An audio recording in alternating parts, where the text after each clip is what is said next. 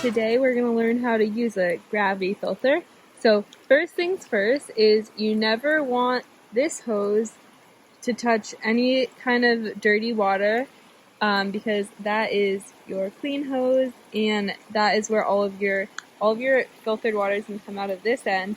That end needs to stay completely clean. So first up, you're going to need to fill your filter.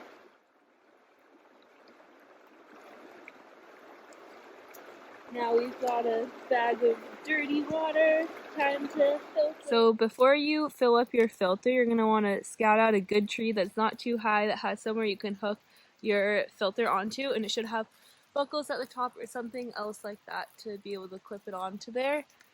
And then now you just attach the hose, attach the hose there.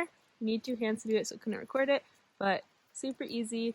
Then your hose comes down. Make sure that this doesn't touch anything, and then this is how you clip it closed and open, and that's how it works. And then when you open this up, clean water comes off down there.